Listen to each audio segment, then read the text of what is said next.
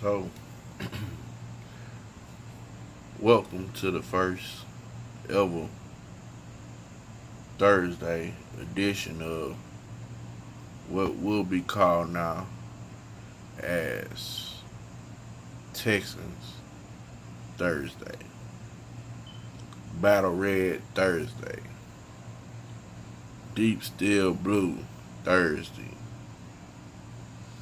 I want to give you guys a little background. Try to make this video short and sweet. Uh, I'm a Houston, Texas fan. Grew up as a Steelers fan. The Oilers left.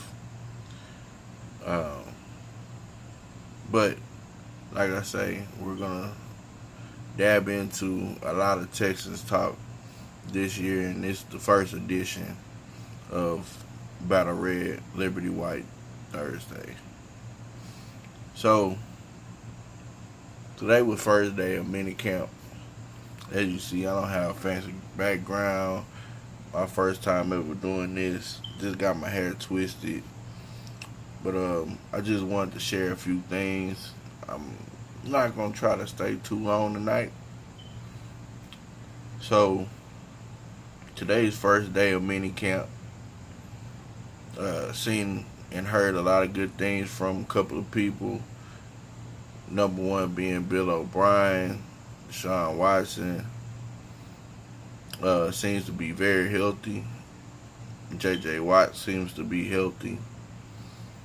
I don't like the fact that he bulked up like the Hulk, but we'll say that for another time, another discussion. So today, we're going to make it short and sweet. The agenda is competition. You guys, I want to please comment, like, subscribe. I'm going to try every Thursday night to post something about the Texans and what happened throughout the week. Give my insight as a fan, a former player. Unfortunately, never made it to the NFL, but I have a lot of football knowledge. So, we're going to dive right into it. One thing that I would like for you guys to comment and talk about is what competition at what position are you most looking forward to? Myself, I'm looking at who's going to be our third receiver. Ellington, Braxton Miller, QT. When we first drafted QT, I wasn't too excited about it. A Texas Tech product. Down here in Texas, we watch a lot of Big 12 football. Of course, it comes on TV all the time down here. So, we get to see a lot of Texas Tech, things of that sort, especially with the Longhorn Network. But the one thing I would say is an aerial attack, and they like to throw a lot of deep routes. But the one thing that I've seen later on after watching film on him is that he has something that we haven't had in a long time here in Houston. He can actually catch the ball away from his body and then make a couple of things happen in the middle of the field, not on the outside. You know, of course, Houston, we've had Andre Johnson for numerous of years. Now we have DeAndre here, and at the receiver position, I want to say that might be our biggest question mark besides the defensive backs. Who do I think will emerge as the number 3? I would want to say Bruce Ellington because of what he did last year, and he already knows and understands the playbook. We'll see how Deshaun Watson interacts with him. We'll see how they get along. and how things progress. But this is the first day. Um, One thing that Deshaun said was he had a lot of cleaning up to do. As a former football player, coached in high school, one thing that means to me is that a lot of rhythm throws was not there because they haven't worked together as much.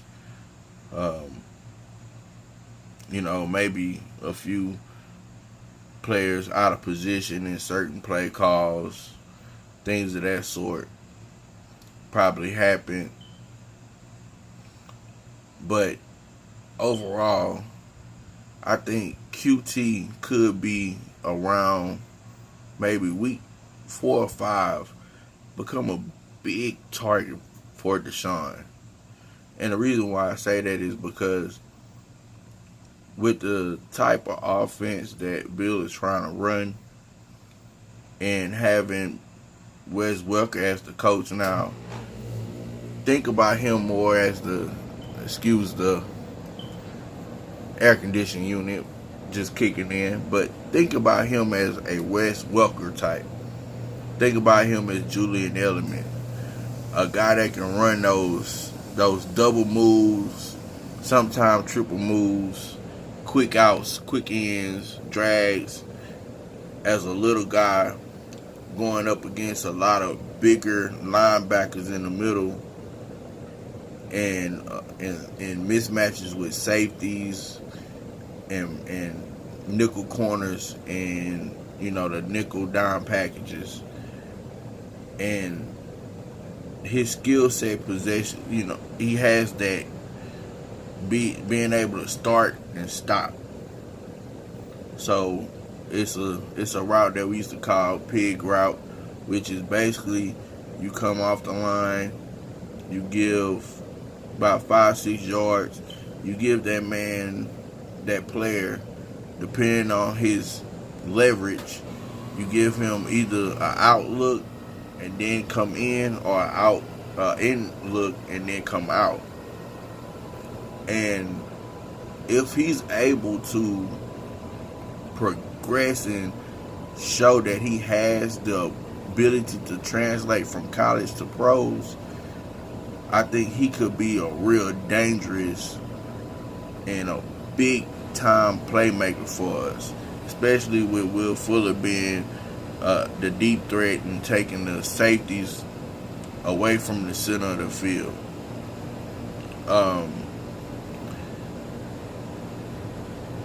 Another thing would be, will he be able to grasp the playbook? Knowing a few things about the air raid offense from Texas Tech, they don't run a lot of what I would say double move type, not necessarily double moves, but to explain it, it would be like, okay, if I'm lined up and my player has outside leverage, I have the option to give him that outside leverage and take the inside.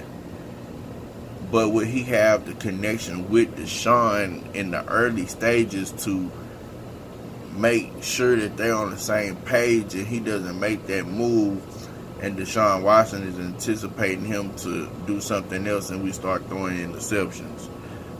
That would be something that I would be looking for in the first 2 to 3 preseason games with him playing, especially when he gets to playing with the second and third team.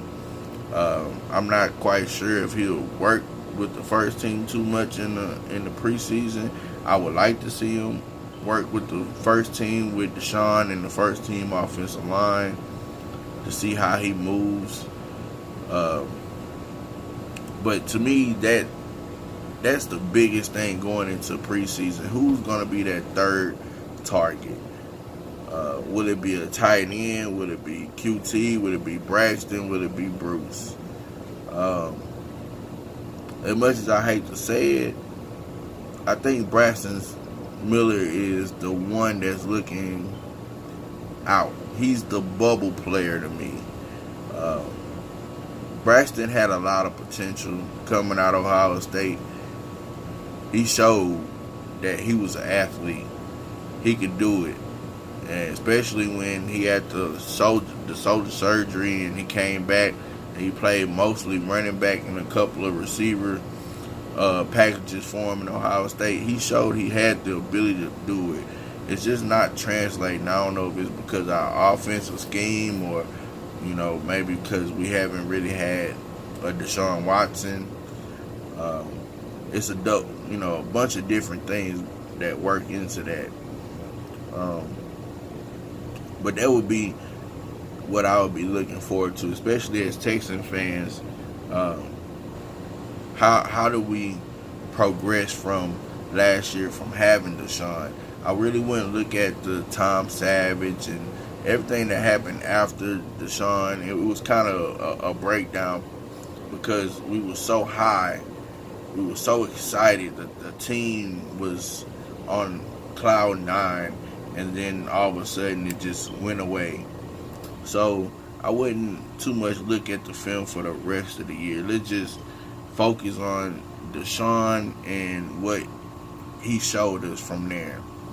I know a lot of people, especially ESPN and Fox, and they're like, oh, Deshaun needs surgery, blah, blah, blah. Look, when you have the kind of medical staff and medical personnel and the guys that work on knees now, you really don't have to worry about it. Especially if you've seen any of the highlights of Deshaun from OTAs to now. To me, he's moving like he's not even favoring the leg. Especially if you look at him compared to, let's say, Carson Wentz. When you see Carson Wentz throw, you see him kind of favor that leg. He doesn't really drive with that front leg. That front leg is not really planted into the ground. And then we'll move on to the other competition. We're talking about safeties. My old position, man. What I would like to see done, and I would like to ask a lot of the Texan fans, and you guys let me know, how would you feel if we was to give up, a second round for this year and the 2 3s that we got for next year, considering that we didn't have a pick until the 3rd round this past year? How would you feel about going to get an Earl Thomas? Especially with Andre Howe, and we don't know how that's going to go. We're going to continue to pray for him. Hopefully things progress well for him and he's able to get back on the field as soon as possible. But in the business aspect of it, right now, we have a team that has a window for 3 to 4 years. And the reason why I say that is because if you think about all the teams that had young quarterbacks and was able to make moves to sign these high-priced free agents to bring in, they were able to do that and make a run with the quarterback being on the lower end of his contract. We're going to have to do something with J.J. Watt. We all know we need to sign Clowney. I'm predicting that, again, this would probably be his best year so far. Last year I said people was calling me crazy. I was saying, hey, Clowney's going to be a Pro Bowler. He's going to at least get 7 sacks. He's going to prove that he's able to play in this league. He's not just a college wonder that came to NFL with freakish athletic abilities and he just never panned out. Clowney has put in the work. He's a man amongst boys. He really is. If you actually watch the Texan games, you would understand and see the dominance that he has. Now, does he give it every play? No, he doesn't. But at the same time, we don't expect that from him. We put him in certain situations. Excuse me. We put him in certain situations for him to succeed. So when we go back and look at through the defense, can this be the defense from 2015-16? Having Romeo Cornell back is a big plus. I said that when he stepped down and gave it over to Mike Vrabel, I did not think he was ready. I didn't think Vrabel was ready, and I don't think Vrabel was ready for the head coaching position. I think the Tennessee Titans will take a major step back this year. Not saying that it's going to be something that hinders them for 3, 4, 5 years and he gets fired. I don't think Vrabel's that kind of coach. But seeing what the things and the calls that he made and the way he moved Clowney was totally different than the way Romeo Cornell was moving Clowney and Merciless and McKinney. If you look back at the previous season, a lot of times Mike Vrabel never would put Broderick McKinney at a defensive line spot, a defensive end spot, and move Clowney inside. He would just have Clowney stand up with McKinney. And if you don't know, McKinney is a freakishly good pass rusher as a linebacker. He could really put his hand down in the 4-3 defense and play defensive end. He has that kind of ability. He's just too valuable right now for us at the middle linebacker spot, especially because we still have a youngster next to him in Cunningham, which I think he's going to develop a lot this year, going into his second season. And then when we move back to having Whitney Merciless, I'm praying to have another good season for him. I mean, from what I see, I don't see a decline. But at the same time, if you look at a lot of the teams, the thing is you move that player before you see the decline when his value is high. And from a couple of sources, I don't know if you guys ever heard about these sources, but it was a source out there before the draft saying that Rob Gronkowski was on the trading block, and it was, Whitney Merciless in that two of the 3 third-round picks that we had. I know it would have been hard to give up knowing that you don't have, picks for almost three days. That's how the draft goes now. But in the long run, would have hurt our defense? Maybe. It would have improved the offense. Excuse me. But it would have probably hurt the defense. Especially not knowing if J.J. Watt will, come back fully healthy and be the dominant player that he has been for the past couple of years. And then going back to the back end, like I say, where I played most of my time in high school, college, semi-pro ball, Justin Reed, I believe, is probably going to be the guy that stands out the most in preseason. Just based off of having an older brother, I think people is not really looking at that as a plus. It's kind of like the David Carr and Derek Carr situation. Derek came in with a little bit more being able to be mentally prepared for what was in front of him. And I believe that Justin Reed is prepared for that, and he's studied. Eric Reed is not a slouch by any means, and I'm pretty sure he helped and prepared his brother. And Justin has said that plenty of times since the draft that he spent a lot of time there with his brother watching film, showing, Eric was showing him the ropes, showing him how the to scout the NFL games, how to prepare for the week.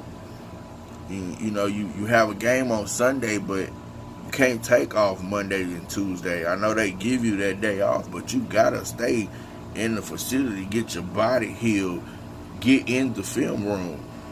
And a lot of rookies, I think that's their downfall. That's one of the things that, hey, look, I've been having to go to school and class. This is my break time. Well, unfortunately, you don't get a break time here in the NFL. It's a grind. You want to be great, you have to grind. And I believe Justin Reed is gonna that's gonna be the person that stand out. And I originally think that Justin Reed was the pick because of an insurance policy of thinking maybe Tyrann Mathieu wouldn't work out. And now that Andre Hall has had his issue with cancer, now we have to put him in a situation where he's side by side with Tyrann Mathieu. And I think Tyrann going to Arizona and being around one of LSU being my favorite college, Patrick Peterson is probably one of the best leaders. Him and Larry Fitzgerald are one of the best leaders that we have in NFL. And being around those guys and being able to soak up all that good positive energy, and he can bring that here, I think that might be a good thing for Justin, to have him side by side in the locker room with him. And that will probably be the most improved part of our defense, is that secondary. Now, and the things that I'm worried about in the secondary, truth be told, I am truly worried about Kevin Johnson, Jonathan Joseph, Kareem Jackson moving to safety as well, and he will still be playing a lot of nickel corner. And I'm not too much worried about Aaron Colvin, but I am.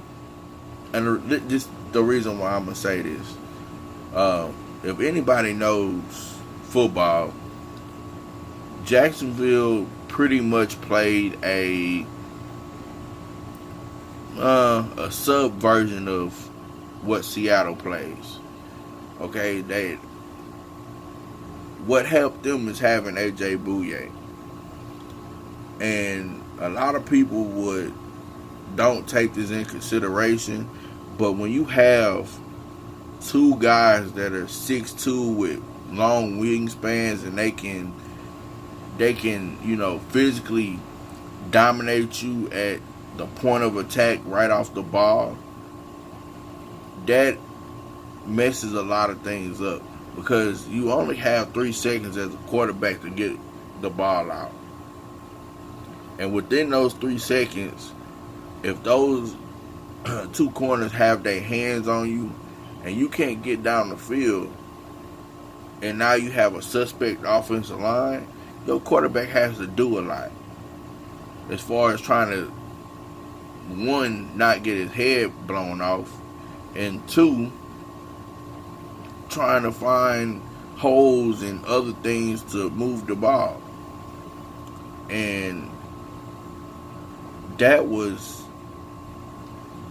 a big thing for Jacksonville. And then you bring in Colvin in that nickel.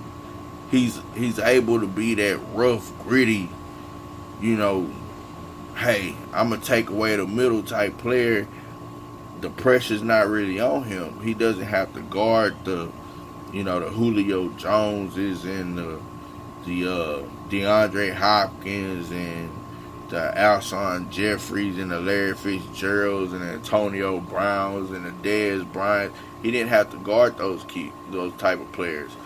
But I did see him do a little work on nothing else than the guy that's now in Miami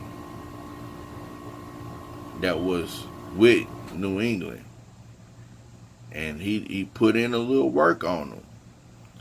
Statistically, Pro Football Focus said that Aaron Colvin gave up the least amount of pass yards per attempt.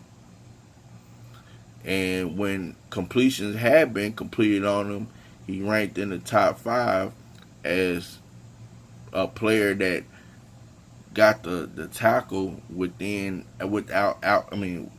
got the tackle after the catch, which means he didn't give up that many yards after the catch.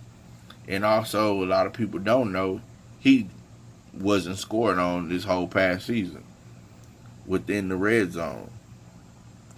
So if he takes that and we can move him to the outside,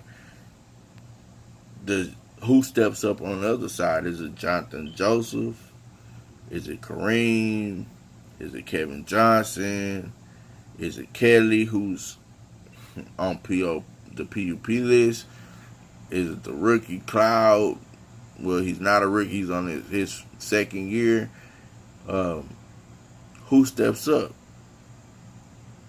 That will be a big issue coming down toward the end of training camp. And we have a couple of teams that I'll be looking forward, especially the San Francisco game when we play San Francisco, consider we be practicing against them all week.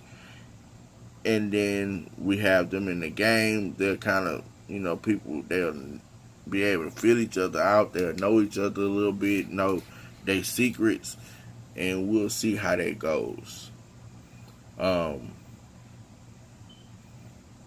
Then,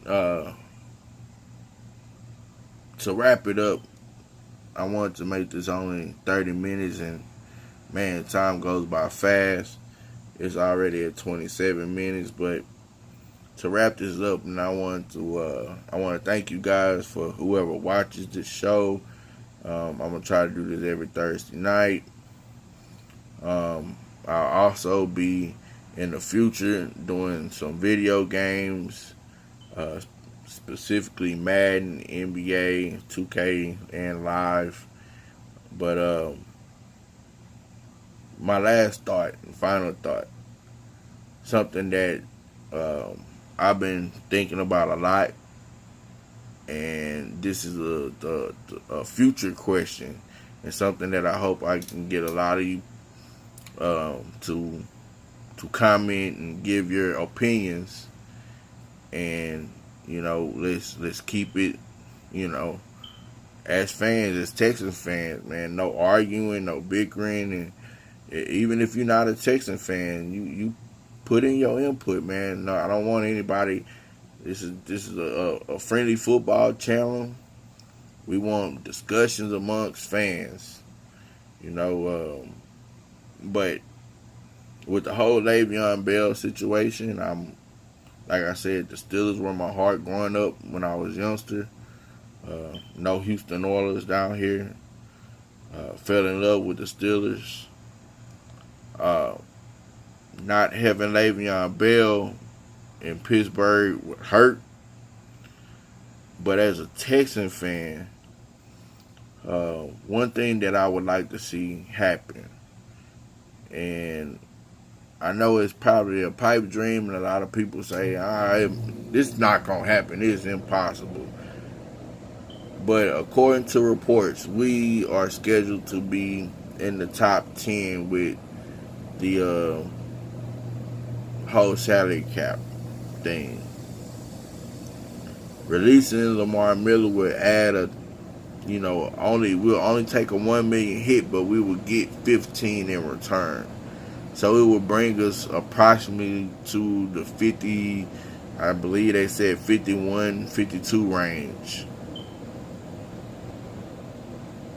restructuring J.J. Watt contract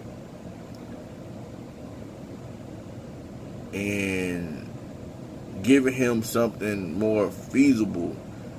Let's just say, hey, we pay him up front and give him, 27 something guaranteed, because he had a decent year. He gave us 13 sacks. He led the team in tackles for loss. Say he has one of those type of years. It's not a defensive player of the year type season for him, but we see him being able to make that improvement. And we get to the playoffs, and again, we get to that divisional round, and it just something happens with us that we can't get over that hump.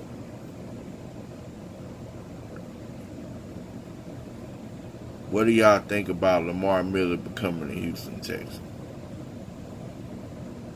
Take your time and really think of it, because honestly, it could work. I believe it could work with the, let's say we get a 22nd, 23rd round pick, right? That should be around an area where we could maybe make a move, especially if we don't trade to get Earl Thomas or trade, to go get anybody. But we still have 2 threes. I believe we have either 2 2s or 2 3s in the first round pick. We could possibly move up and get an offensive lineman if, whatever happens with the offensive lineman don't work. But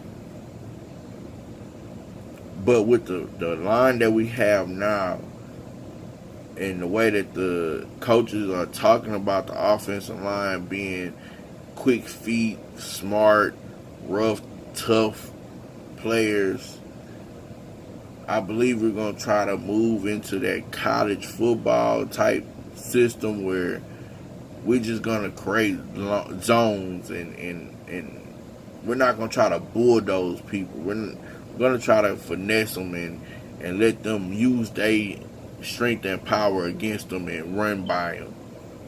Le'Veon Bell would be the perfect fit for that, especially having a weapon like Deshaun Watson at the helm with a player like DeAndre Hopkins and a Will Fuller.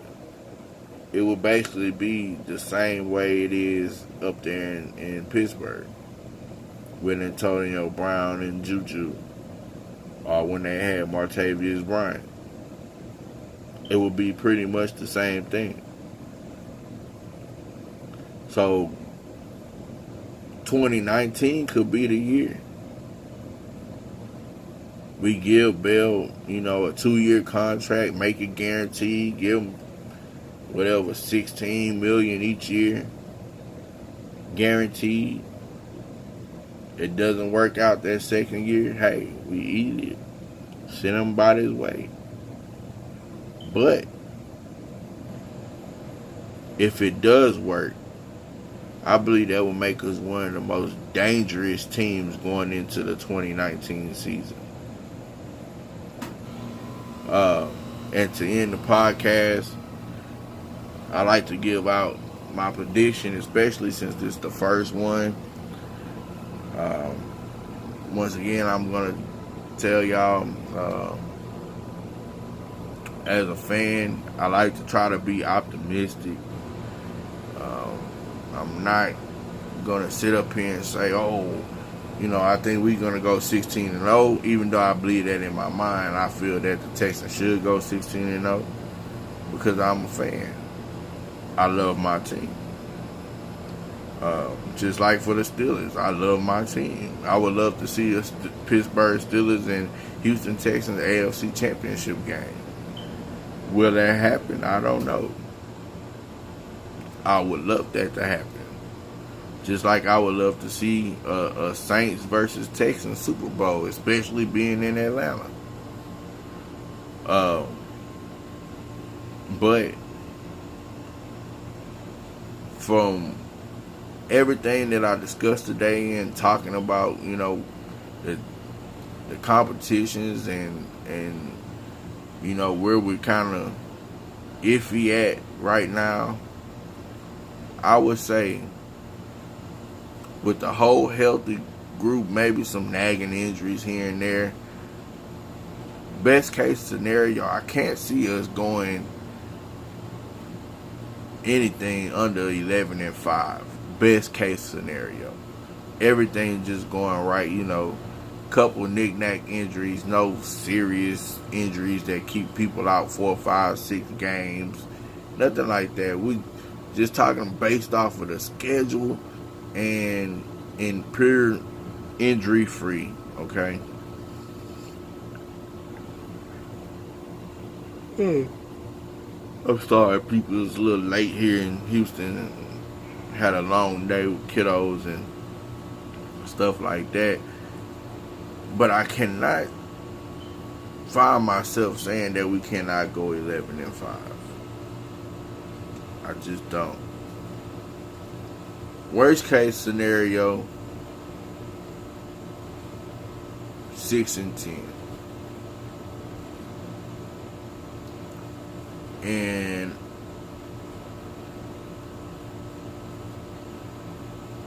that would be just my prediction. And since this is my first podcast, I'm also going to tell you about, I've been telling people this for a while. Jacksonville's going to fall back. Tennessee's going to fall back. The Texans should be in prime position, especially within the first 2 months, to take a commanding lead. And it really starts with the Patriot game. And I feel that if we win that game, be on the lookout for a good 5-game, 3 to 4 game win streak. And going 4-0